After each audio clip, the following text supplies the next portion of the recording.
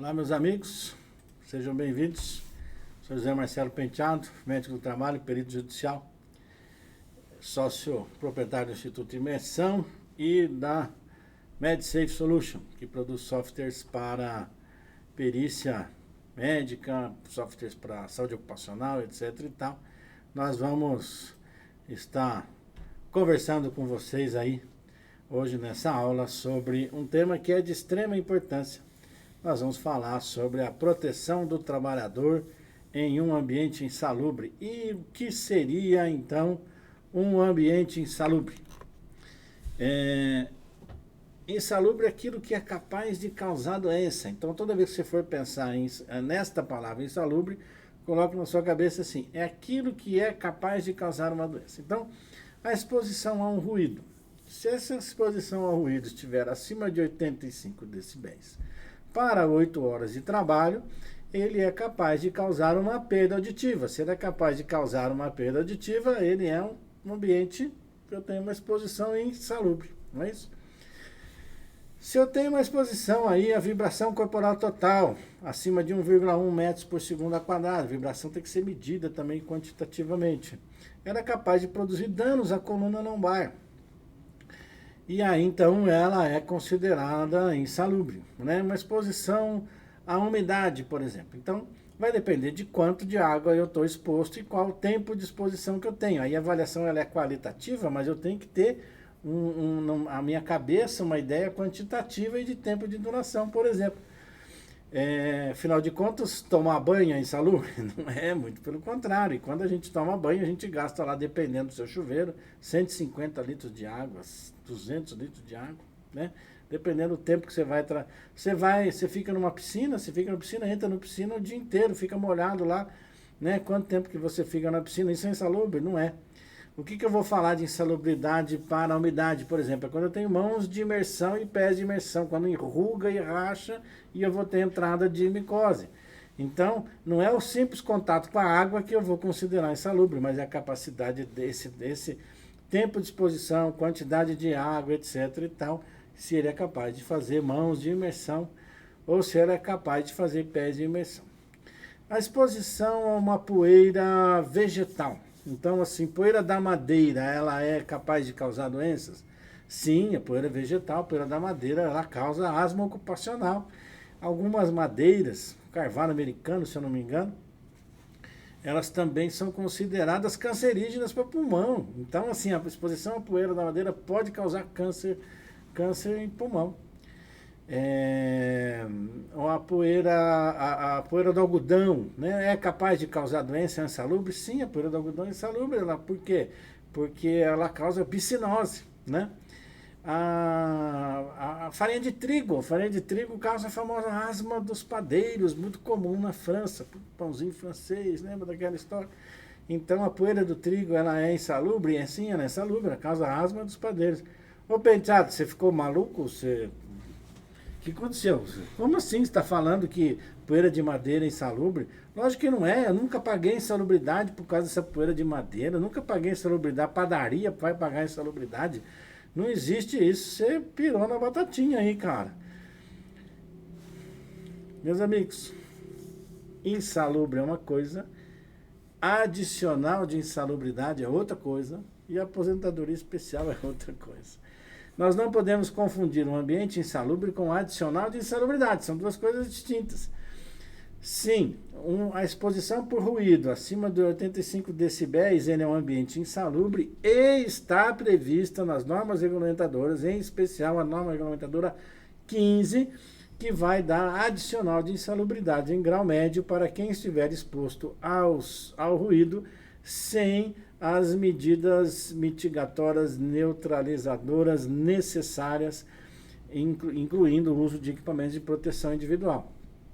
A exposição à farinha de trigo, ela é insalubre, ela pode causar doença, mas não está prevista na NR15 para adicional de insalubridade. Então eu posso até ter uma ação judicial, a minha empresa pode tomar uma ação judicial por asma ocupacional, e eu perder o processo, minha empresa perdeu o processo, mas eu não vou pagar adicional de insalubridade porque ela não está prevista. Da piscinose também, poeira do algodão não está prevista. E poeira de madeira também não está prevista, ok? Então essa é a grande diferença. Então a diferença, o que é um ambiente insalubre, o que é adicional de insalubridade. Identificado-se então um ambiente insalubre, nós vamos então para a nossa aula, que é a proteção do trabalhador em um ambiente insalubre. O que eu posso fazer, que condutas eu tenho a tomar, não é isso? Para proteger esse meu trabalhador aí que está exposto a esse ambiente insalubre.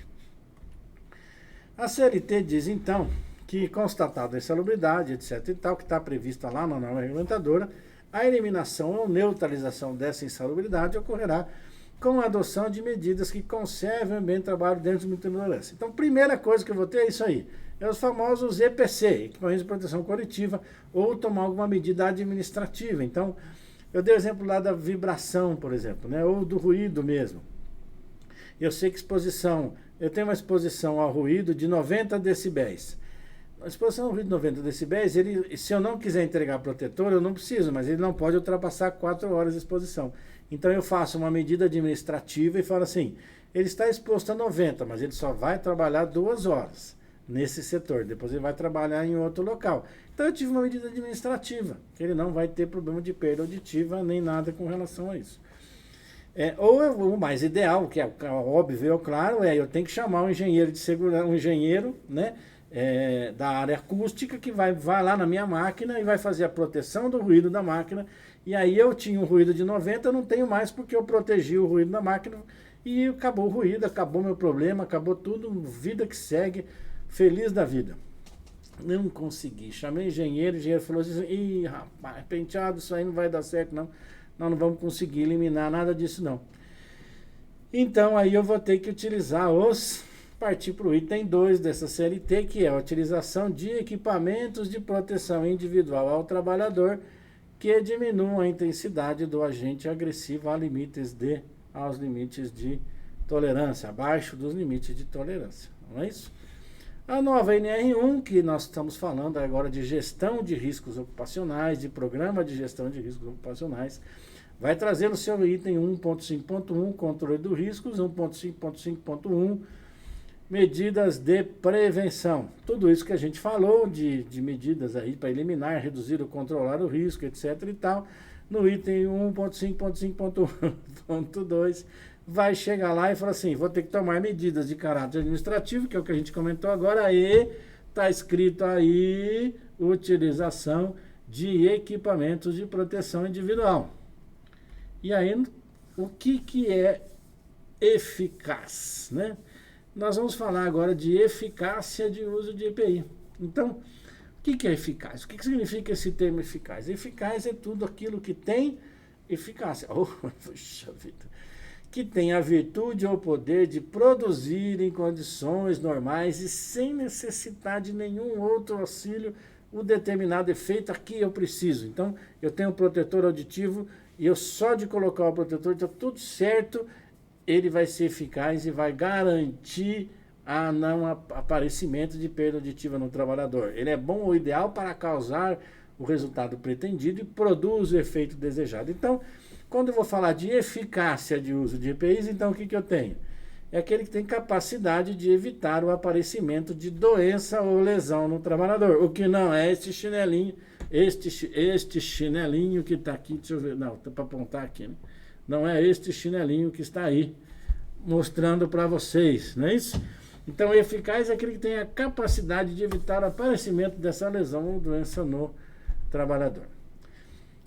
Quando eu vou falar de normas de regulamento, eu tenho a NR9, que é o PPRA, Programa de Prevenção de Riscos Ambientais. Eu tenho a NR15, né? Eu tenho a CLT. E eu tenho a famosa Instrução Normativa, que atualmente estamos na 77 do INSS. Essa está relacionada à aposentadoria especial e ela é de extrema importância, porque ela traz coisas fundamentais que devemos ter nos nossos programas de gestão de risco, não é isso? Então ela tem lá no seu artigo 279, que ela diz lá, somente será considerada a adoção de equipamentos de proteção que comprovadamente elimine ou neutralize. Então, assim, ela está dizendo assim, olha, eu só vou considerar se ele realmente eliminar ou neutralizar.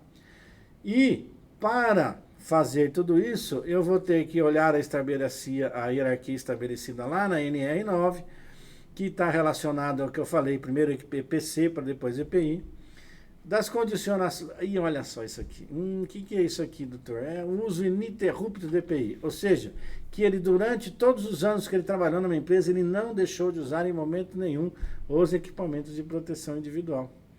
Esses EPIs que eu entreguei também tinham prazo de validade válido, né? Prazo de validade válido pelo Ministério do Trabalho. Né? Você está dizendo, olha, esse EPI é legal, esse EPI funciona. Né?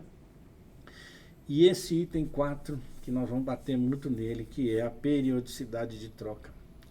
E olha o que está escrito aí, gente. A periodicidade de troca definida pelos programas ambientais. Ou seja, eu tenho que definir no meu programa ambiental de quanto em quanto tempo eu vou trocar o meu EPI. E a higienização, obviamente. E a NR6, que é a norma que vai falar dos EPIs, que cabe aos empregadores adquirir o EPI adequado ao risco da atividade, olha lá. Exigir o uso, o patrão é obrigatório a exigir esse uso, né?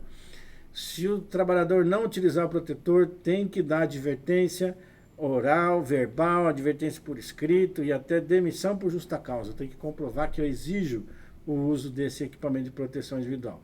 E eu tenho que entregar aquele que é aprovado pelo órgão nacional. Então, assim, esse EPI está aprovado, ele tem certificado de validade, ele está válido, está legal, então eu vou entregar. Vou orientar e treinar o trabalhador, sempre que necessário vou substituir e vou higienizar, deixar esse EPI limpo, etc. Então. Aqui é o nosso famoso PPP, Perfil Profissiográfico Previdenciário. E olha lá quando eu vou preencher o meu PPP. Então eu tenho aqui período de exposição, né? O período que eu vou identificar. Qual é o tipo do risco? Por exemplo, risco físico. Então, risco físico, o fator de risco é o ruído. Qual a intensidade de concentração? Eu medi lá, deu 95 decibéis. Com o que eu medi? Eu medi com um dosímetro. Quanto que está? 95 decibéis. O cara trabalha quanto tempo ali dentro? 8 horas de trabalho. EPI eficaz, sim ou não? Não! Eu vejo gente colocando sim no PPP. Ah, pensei eficaz. Como eficaz, meu Deus do céu? Se não está em 95 decibéis, o cara está trabalhando 8 horas, você não fez nenhuma medida para diminuir o ruído da máquina. Então não tem EPC eficaz. É não. EPI eficaz? Sim, caso você compra tudo isso que nós vamos falar daqui por diante, né? E vou mostrar qual que é o CA do EPI. E aí ele vem lá essa questão da hierarquia, que tá no PPP está aquilo que a gente acabou de falar. Foi tentada as medidas de implementação de risco e de proteção coletiva e de caráter administrativo? Para eu colocar sim aqui, meus amigos, para eu colocar sim, eu tenho que comprovar que eu fiz isso. Que eu chamei o engenheiro, que houve discussão, que ele avaliou, que eu tentei diminuir o horário, etc. e tal. Se eu não comprovar isso, eu não posso colocar sim, eu tenho que colocar não. Foram observadas condições de funcionamento e uso ininterrupto do EPI ao longo do tempo? Se eu tiver na minha ficha, que nós vamos discutir lá, entreguei durante todo o tempo, tudo certinho, legal. Observei o prazo de validade, foi observada a periodicidade de troca, está lá escrito PPP de novo, lá, olha lá, eu troquei de quanto em quanto tempo, e olha a importância da periodicidade de troca. E aí, meus amigos, eu convido-os a lerem o último parágrafo do PPP, que está na parte de trás da folha lá, que é isso que está escrito aqui, que está dizendo o seguinte: declaramos que são verídicas, ou seja, estou declarando que são verdadeiras todas as informações que eu coloquei aí e que elas foram transcritas fielmente dos meus programas, do PPA, do PGR, do etc, do etc, etc.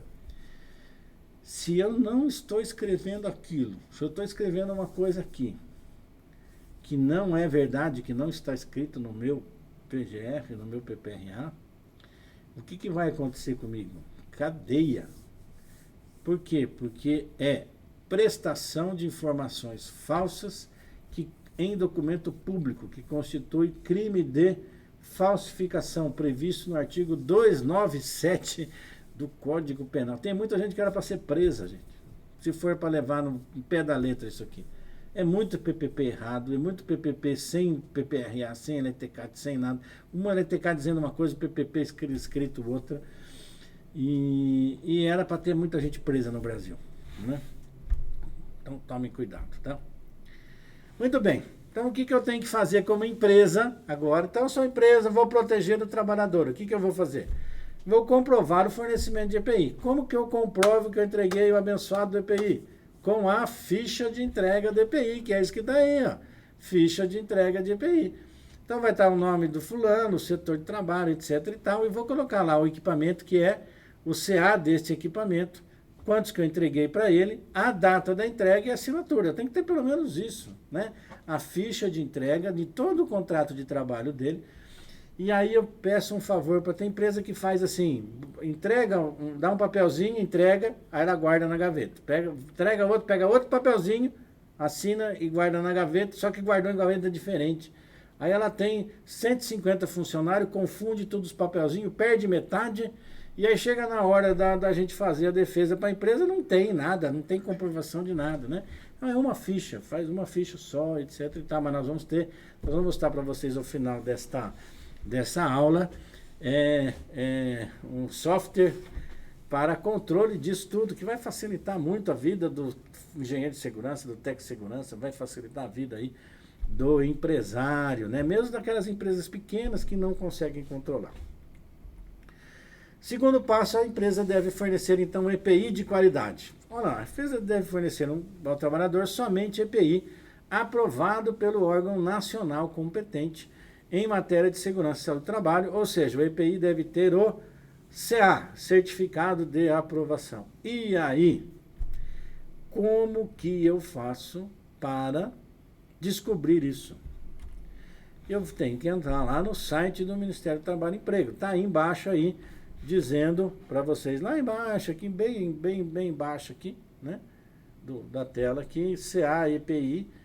Então, caepi.mte.gov, internet consulta, ca internet.aspx. Muito bem. Então, eu vou entrar neste link, vou cair nesta página aqui. Cair nessa página, eu vou olhar o meu EPI. Pego o meu EPI lá, o meu equipamento de proteção, individual. Estava olhando, procurando se eu tinha algum aqui na mesa, não tem. Pego o meu equipamento de proteção e olho lá, qual é o número do CA? Tal. Aí eu venho e escrevo aqui. Então, vou escrever aqui o número do CA.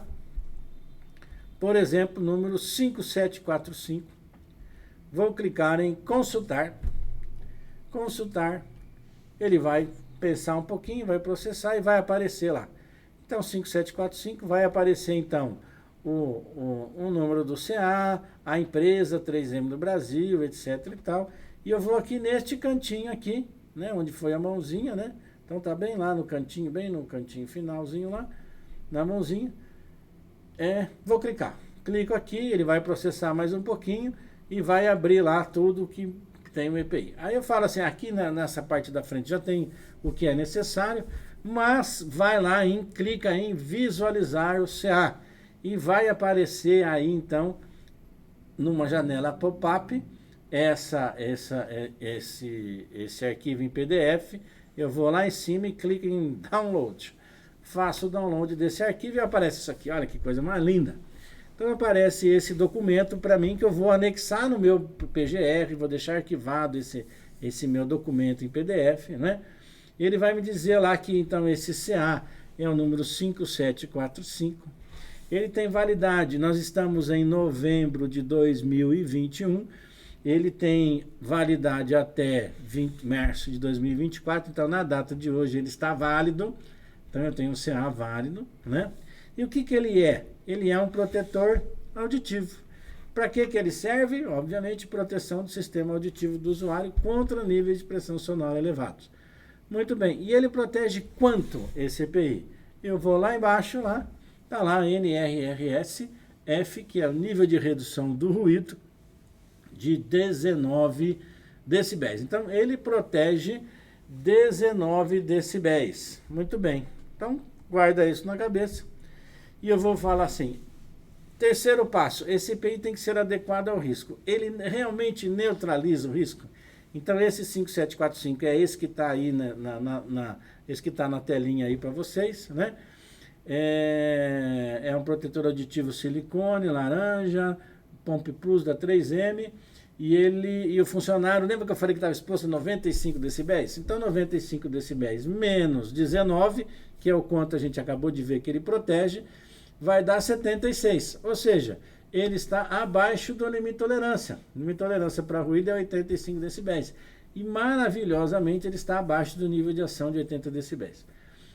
Para nós, médicos do trabalho, engenheiros do trabalho, técnicos de segurança, nós vamos deixar a proteção sempre abaixo do nível de ação. Não é para deixar só abaixo do limite de tolerância, não, hein?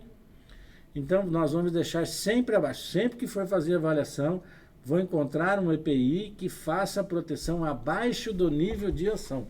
Abaixo de 80. Sempre, para qualquer ruído, produto químico, etc., eu tenho que deixar abaixo do nível de ação. Beleza? Então ele está aprovado. Então esse EPI está legal, esse aqui vou utilizar ele na minha empresa. Por enquanto ele está legal, né? Ele tem que ser utilizado também para a finalidade ao qual ele é criado, né? Onde que eu vou ver qual a finalidade que ele foi? Então, lá aprovado para. Então, a finalidade ao qual ele está criado é para o qual ele foi aprovado. Então eu criei esse EPI, mandei ele fazer uma avaliação lá pelo Ministério do Trabalho, lá em qualquer um dos laboratórios, e eu estou aprovando esse EPI para determinada situação. Então nós temos aí muito comum a cozinheira, contato com água o dia inteiro, tem que usar luva, etc e tal, então eu vou fornecer uma luva. E nós já vimos para a cozinheira a entrega dessa luvinha verdinha, eu tirei só o nome do fabricante, porque eu não tinha autorização dele, e também tirei o nome do fabricante aí dessa amarelinha. E aí eu tenho as duas são de borracha. Ah, então a luva de borracha é água. Beleza, vamos entregar esse EPI para o funcionário. E aí, o que o engenheiro de segurança e o técnico não fizeram, e o médico do trabalho da empresa não fez, é olhar para qual cada uma dessa luva está aprovada. As duas são de borracha, ok? Olha a CA 25313, que é essa verdinha. Aprovado para a proteção das mãos do usuário contra agentes abrasivos, cortantes, perfurantes e agentes químicos. Um monte de agente químico. Tá dizendo que é aprovado para água, não? Para umidade? Se ele não está... Ah, mas está dizendo que é para químico. Tá tudo bem, mas não está me dizendo que é para água. Ele não está... A finalidade dele, a aprovação dele não está para água. Já o de baixo, 360066, está dizendo lá, aprovado para proteção das mãos do usuário contra umidade proveniente de água, ok. E contra também agentes químicos, álcools primários, base inorgânica, etc. Então, nós temos um EPI que não está aprovado para umidade e outro EPI que está aprovado para umidade.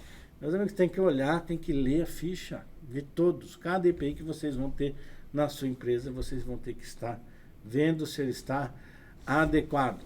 Dando continuidade, então, na minha avaliação, né, dessa aula que é para proteção do trabalhador em ambiente salubre, eu vou ter que analisar se o número, troca e substituições estão suficientes.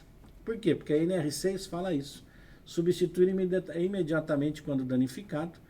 E a instrução normativa 77 me fala o seguinte: use ininterrupto durante todo o período, prazo de validade dele e periodicidade de troca. Olha só. Meus amigos, o que está dizendo? O que está dizendo aqui, ó, na periodicidade de troca? Que ela tem que estar definida nos programas ambientais. Não é isso que está dizendo aqui? Definida nos programas ambientais. Se ela está dizendo isso, eu tenho que ter isso lá. Então, o que eu tenho que ter no meu programa? Qual tipo de EPI? Por exemplo, protetor auditivo, protetor de ruído, né? Qual o CA dele? 5745. Qual que é a validade dele? Março de 2024, foi que a gente viu, né? Então, qual que é a validade dele? Março de 2024. e qual que é a periodicidade dele, ou seja, de quanto em quanto tempo eu tenho que trocar esse EPI. Então isso é uma das coisas que eu vou ter que analisar. E, e isso para a gente é um dado aí de extrema importância. Então vamos lá dar alguns exemplos. EPI, protetor, esse protetor auditivo de silicone. A 3M, em vários modelos dela, ela já diz lá, isso foi muito legal que ela fez.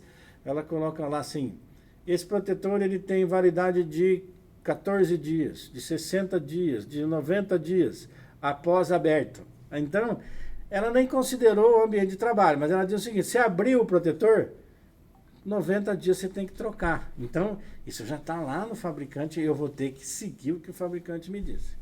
Uma outra maneira importante de eu ver é fazer a minha análise em loco, ou seja, eu tenho uma empresa que é uma empresa alimentícia e que eu não tenho limpo, é tudo limpo, tudo perfeito ali, está tudo tranquilo, ruído 86 decibéis.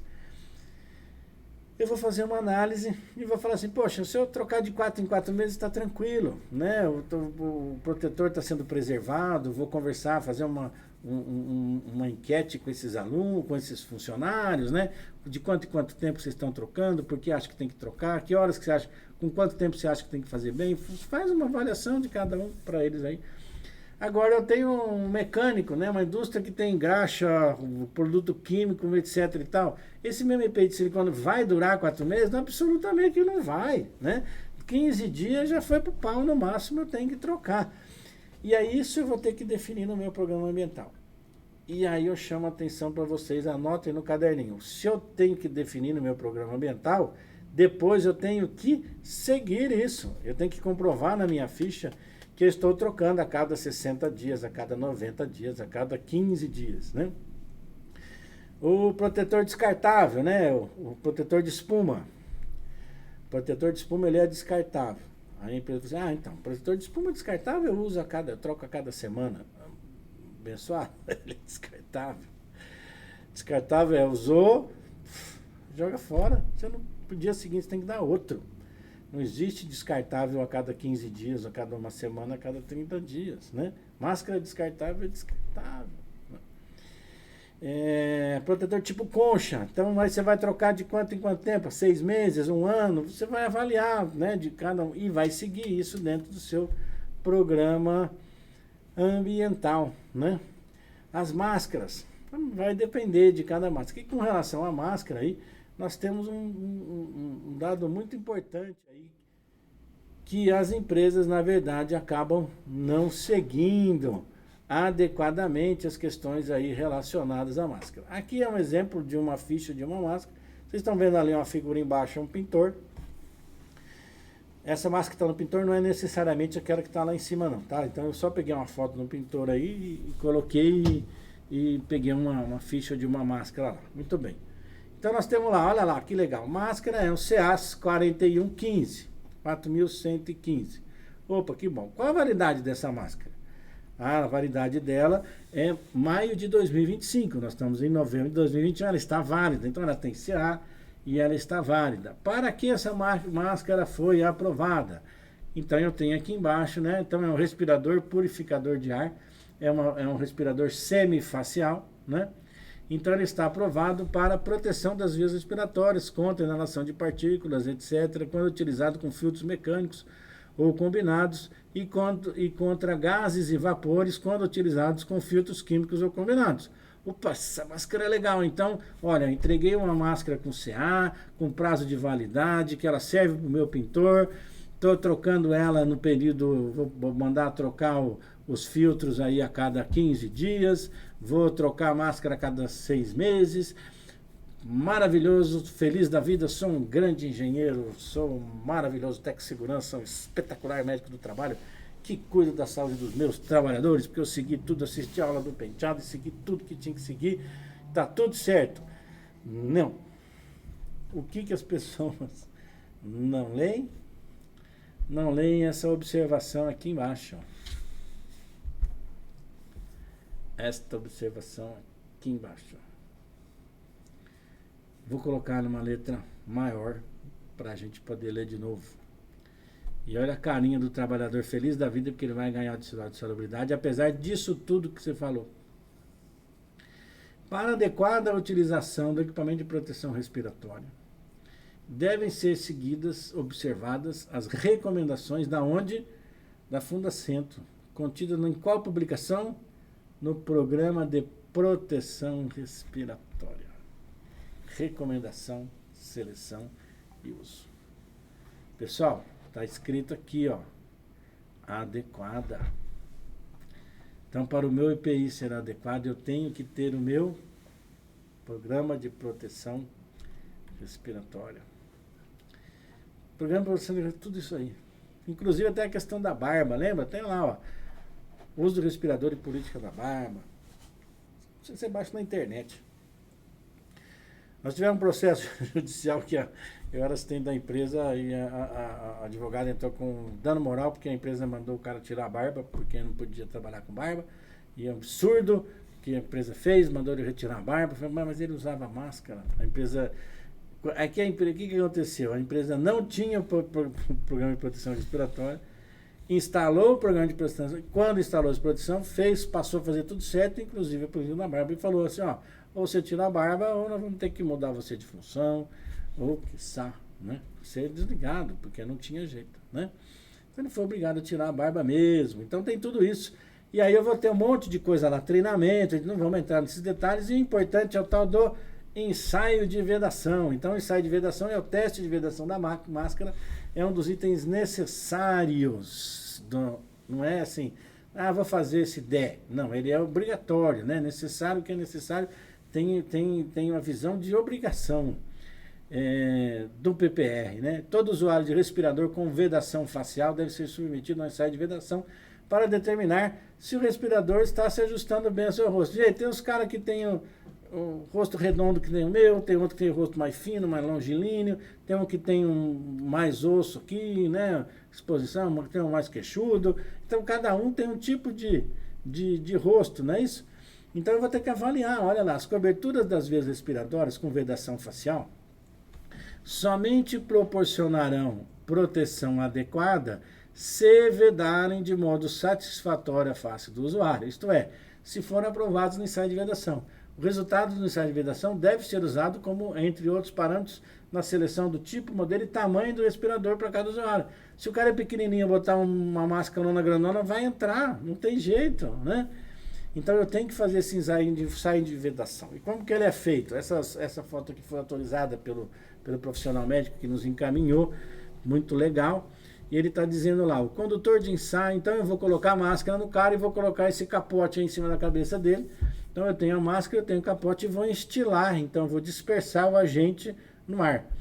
E aí eu vou observar as respostas desse trabalhador enquanto ele realiza alguns exercícios padronizados, ou seja, falar, move a cabeça de um lado para outro, para cima, para baixo, fala, faz careta, curva, vai fazendo tudo que tem que fazer de movimento e o respirador vai ser ensaiado. O respirador que vai ser ensaiado deve estar com o filtro que retém o agente do teste.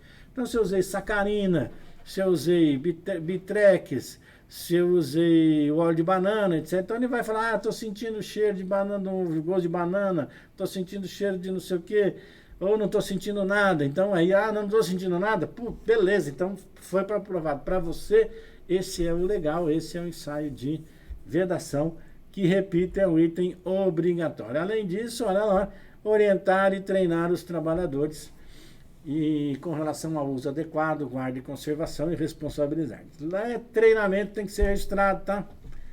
Eu treinei, mas não marquei, mas não fiz não sei o que, se lascou. Treinamento tem que ser registrado. De novo, o treinamento tem que ser registrado.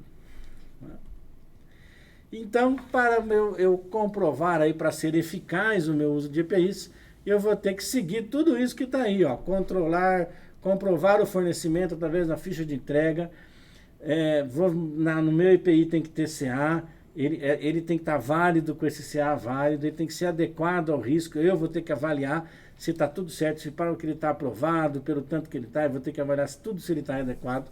Se eu estou entregando em número suficiente, ou seja, se a periodicidade está legal, se eu definir a periodicidade no meu programa, Entreguei a cada 2, 3 meses que eu coloquei na minha periodicidade, foi entregue em números suficientes que eu treinei e que eu fiz a higienização. Então, com isso, eu consigo fazer o controle dos meus trabalhadores. E aí, agora eu vou apresentar para vocês, rapidamente aqui, uma parte do nosso software, que é o MS EPI. Então, é o software da MedSafe Solution, sobre o uso aí de equipamentos de proteção individual, né? Deixa eu só pegar aqui o site, vai aparecer o site aí embaixo.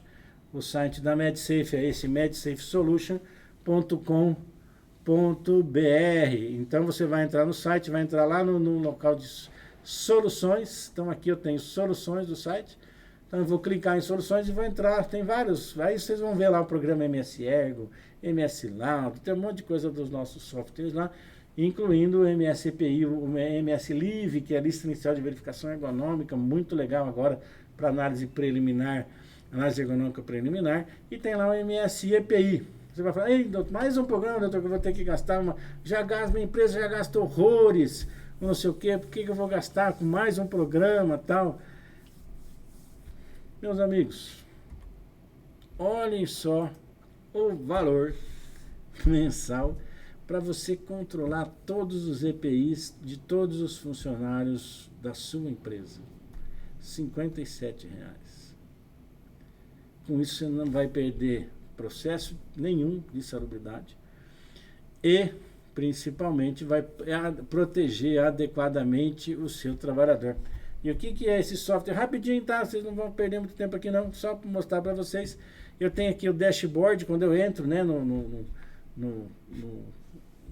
programa, depois vocês entram em contato com a gente mostra alguma coisa mais detalhada, quem tiver interesse. Então aqui tem o dashboard inicial, lá os EPIs vencidos, número de funcionários, etc. EPI, número de EPIs cadastrados, tem todo o dashboard, tem lá quantidade de EPIs a vencer, quantos que foram entregues, quantos foram distribuídos. Eu vou ter aqui o controle de estoque de EPI. Isso aqui é muito legal, porque assim, tem hora que a empresa, acabou os EPIs, mas tem para entregar um monte e não tem EPI para entregar. Então eu tenho lá, você vê o controle até inclusive por cor, que facilita muito, né? Então aqui, por exemplo, de botina, né? Então eu tenho um número, o estoque está adequado. Eu coloco lá assim, eu comprei 100. Quando tiver faltando 20 para entregar, ele vai começar a me avisar que eu tenho que comprar. Então ele vai mostrando lá. Então esse aqui eu estou com o estoque adequado, que tem 30, o verdinho. O amarelinho, opa, ele já me deu um amarelinho, já me deu uma luz que eu já tenho que comprar. Para que não chegue no vermelhinho. O vermelhinho já ferrou. O vermelhinho assim, olha, eu tenho 5 para entregar e só tem 3 no estoque. E tem 5 que vai vencer daqui uma semana. Eu tenho 5 funcionários para entregar e já não tenho no estoque, né? Então, eu tenho tudo isso de controle aí do EPI, né? O controle de compras, então tudo que eu comprei de EPI nesse meu período que eu vou utilizar o programa, eu vou jogar dentro desse controle de estoque, eu vou saber quanto que eu gastei por mês, quanto que eu gastei por EPI, qual o valor do EPI, tem todo esse controle, não vou especificar aqui, não vou detalhar, mas tem todo o controle financeiro desses EPIs. Eu tenho os EPIs que são mais utilizados, né? Então eu consigo ter uma ideia, poxa, eu estou utilizando muito mais protetor, mais sapato, mais não sei o que eu estou fazendo mais, então eu tenho uma boa ideia aqui. E o importante, eu tenho por trabalhador, então assim, aqui a gente tampou o nome do trabalhador para não aparecer, né? Então lá, quantos que eu tenho para distribuir, olha lá, está pendente, aqui está vencido, para esses trabalhadores aqui eu já tenho que entregar o EPI. Então, o sistema me avisou que para o seu Joãozinho, para a dona Maria, para o seu José, eu tenho que entregar protetor auditivo, mas para o seu João eu também tenho que entregar uma bota. Por quê? Porque quando eu cadastrei o EPI lá atrás, eu disse o seguinte, a periodicidade de troca é tal e vai ter que trocar de tanto em tanto tempo. Então, ele vai demonstrar. E quando eu vou fazer a troca, eu vou identificar o motivo da troca. Por que você está trocando? A periodicidade de troca. Ou, não, eu perdi. Ou não, extraviou. Não, ou ele se deteriorou antes. Então o software vai me dizer assim, quantos que eu estou trocando por trabalhador, se eu estou trocando no tempo certo, ou se os trabalhadores estão perdendo esses EPIs. está extraviando muito mais do que devia extraviar e está trazendo prejuízo à empresa, ou minha periodicidade de troca está errada, eles estão se deteriorando antes do que eu coloquei. Então eu vou ter que diminuir a minha periodicidade de troca no meu programa de gestão de riscos ocupacionais. E eu tenho um relatório aí também, os verdinhos, para todos os EPIs que foram entregues para os trabalhadores. Então eu passo a ter o controle todo dos EPIs na minha mão, como médico do trabalho, como engenheiro, etc., por apenas R$ 57,00 por mês. Então esse é o nosso EPI. E aí assim finalizamos aí a nossa aula. Agradeço a vocês aí pela paciência de estarem presentes com a gente aí durante todo esse tempo. E essa aula vai estar disponível aí nas nossas plataformas, gratuitamente, no YouTube, no Instituto Imersão. E sejam bem-vindos aí ao Instituto Imersão, às nossas aulas. Acessem o nosso site do Instituto sempre que puderem. Tem lá no nosso site as nossas apostilas, as nossas aulas pré-gravadas, os nossos cursos online. Está tudo lá no nosso Instituto Imersão. E acesse também as nossas redes sociais, né? Então nós temos aí o nosso Facebook, nós temos o nosso Instagram e não está aí também, mas temos o nosso LinkedIn do Instituto Imersão. Pessoal, eu agradeço aí a vocês. Até a próxima aula do Instituto.